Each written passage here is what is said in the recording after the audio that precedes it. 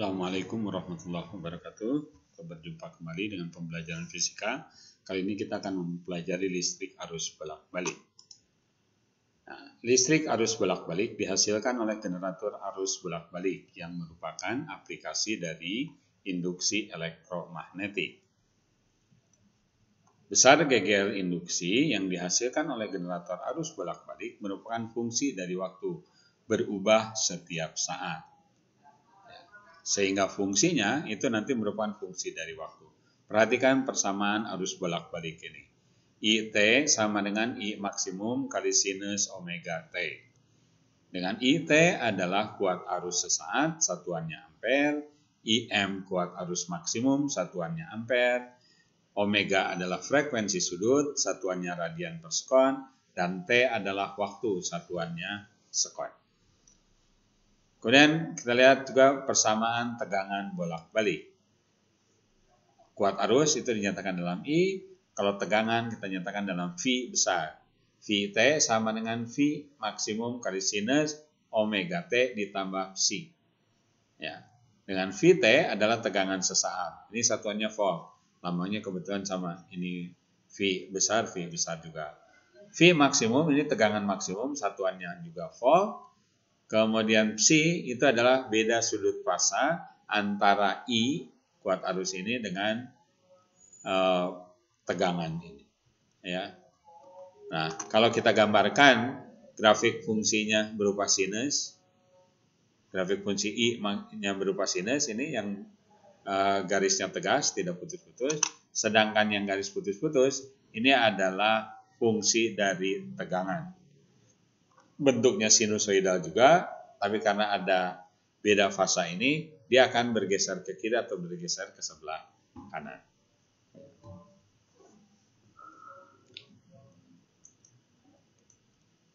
Jenis-jenis nilai besaran pada listrik arus bolak-balik. Itu ada nilai sesaat, dinyatakan dengan fungsi T seperti begini, IT dan VT, atau ini arus pada saat T, ini tegangan pada saat T. Nilai maksimum itu adalah IM dan VM. Kemudian ada nilai puncak ke puncak, IPP, atau peak to peak. Ya. Kemudian ada nilai rata-rata, I bar dan V bar. Dan ada nilai efektif, I efektif dan V efektif. Nah, bagaimana hubungan antar jenis nilai besaran tersebut? Nilai sesaat dengan nilai maksimum dan sebagainya. Perhatikan sekarang hubungan antara nilai sesaat dan nilai maksimum. IT itu sama dengan I maksimum kali sinus omega T. Ya. Jadi I maksimum atau nilai maksimum itu nilai yang bisa dicapai oleh nilai sesaat pada saat tertentu. Ya. Kemudian ada hubungan antara nilai puncak ke puncak, ya, dengan nilai maksimum.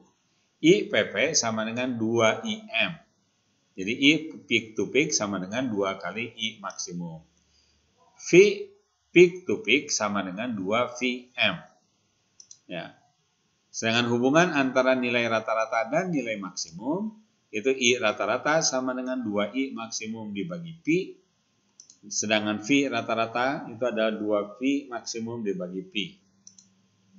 Sedangkan hubungan antara nilai efektif dan nilai maksimum, I efektif sama dengan I maksimum per akar 2, sedangkan V efektif sama dengan V maksimum per akar 2. Nah, bagaimana kalau kita menghubungkan nilai antara misalkan IPP dengan I rata-rata atau IPP dengan nilai efektif? Ya, IPP dengan I efektif. Maka kita hubungkan melalui nilai maksimum. Ya, di masing-masing di sini ada nilai maksimum. Oke, kita perhatikan sekarang pengukurannya. Pengukuran kuat arus itu menggunakan ampere meter. Ya. Nilai yang ditunjukkan kuat arus itu adalah kuat arus efektif yang ditunjukkan oleh ampere meter ini. Ya, bentuk alatnya seperti ini. Ya, ini ada nilai maksimumnya berapa, kemudian ini ada penunjukannya berapa. Ini penunjukan dibagi dengan skala terbesar 3. Ini misalnya 2,5 dibagi 3 kali berapakah arus maksimum yang diperbolehkan diukur oleh alat ini. Dan pengukuran tegangan itu dengan voltmeter. Ya, nilai yang ditunjukkan adalah tegangan efektif. Ya, kira-kira bentuknya seperti ini. Ada voltmeter, ini ada nilai maksimum, ini ada skalanya. Ya, nanti bagaimana pembacanya tergantung pada probe yang digunakan di dalam kotak-kotak ini. Ya, batas ukurnya berapa? Kalau misalnya batas ukurnya 100, ya, maka nanti pengalinya jadi 100. Ya, misalkan ini menunjukkan angka 7, maka 7/10 dikalikan dengan 100. Per 10-nya dari mana? Ini 10 satuan. Ya.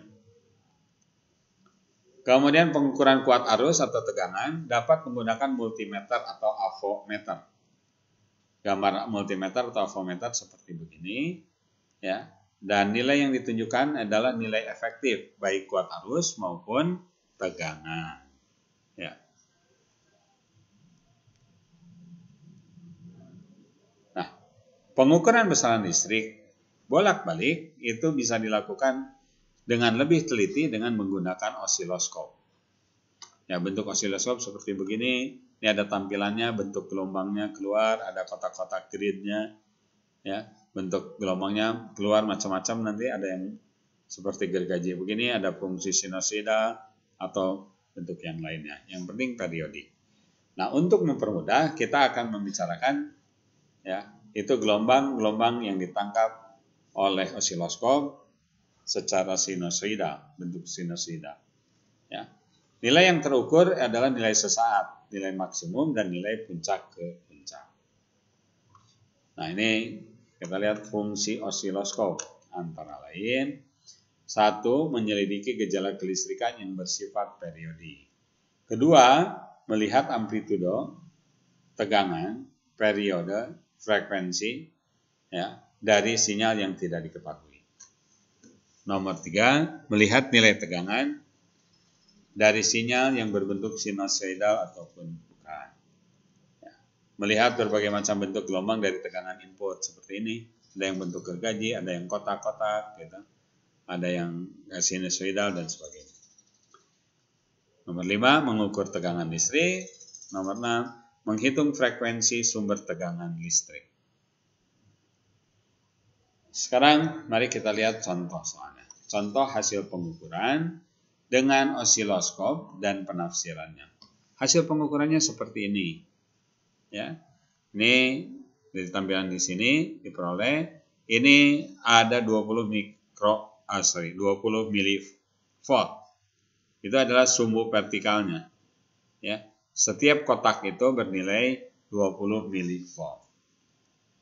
Kemudian sumbu horizontal itu ke sini, itu menunjukkan ini 20 mikrosekon per kotak. Bacaan hasil pengukuran VPP ini dari sini ke arah sana, hasilnya 4,5 kotak kali 20 milivolt itu 90 milivolt. Periodanya ya, kita cari aja yang paling gampang gimana. Oke Pak, di sini aja yang tengah 1 ya. Dengan ini, 1 ini dengan karena sama-sama di tengah. Kita hitung ada berapa? 1 2 3 4 5. Ini 5 kotak. Berapa panjang gelombang dari sini sampai ke sini? Itu 2 panjang gelombang. Ya, dikalikan per kotaknya itu adalah 20 mikrosekon. Ya. 20 mikrosekon per kotak, jadi T-nya 5/2 kali 20 mikrosekon per kotak. Hasilnya adalah 50 mikrosekon untuk periodanya. Nah, penafsiran hasil pengukuran kita bisa menghitung V maksimum dari V peak to peak itu. V maksimum itu setengah kali V, ya, setengah kali V peak to peak. Kemudian V rata-rata itu 2 Vm per P. Itu 90 per P kali mikro atau milifarad. Milivolt, sorry.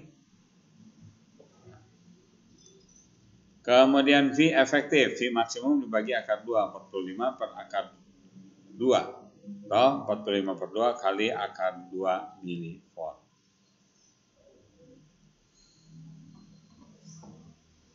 Kemudian berapa frekuensinya? Nah, frekuensi itu adalah 1 per T, 1 per 50 mikrosekon. Ya, ini 10 pangkat 6 dibagi 50, berarti 2 kali 10 pangkat 4 Hz.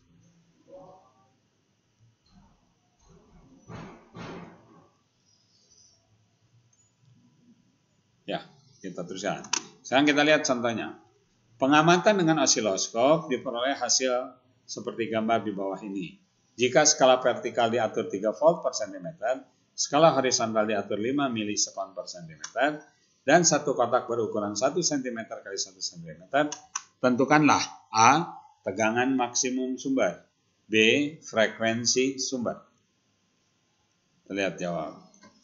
V peak to peak, ya. Kalian perhatikan ini dari sini ke arah sini. Ini ada berapa? 1, 2, 3, 4. Ya.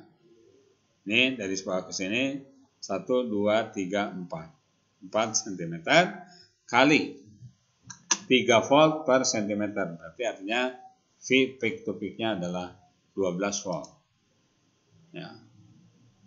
Periodanya adalah 4 cm kali 5 milisekon per cm, berarti 20 milisekon.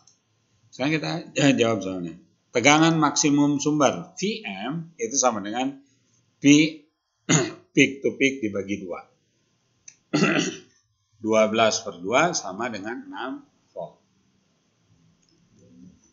Jadi tegangan maksimum sumber adalah 6 volt. Ya.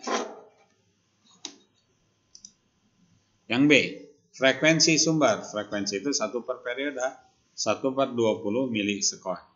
Ya. 1 per 20 milisekon itu 1 per 20 kali 10 pangkat minus 3 sekon.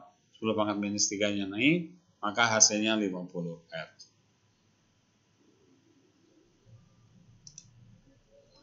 Ya. Jadi frekuensi sumber adalah 50 Hz. Oke. Kalian perhatikan, mudah-mudahan bisa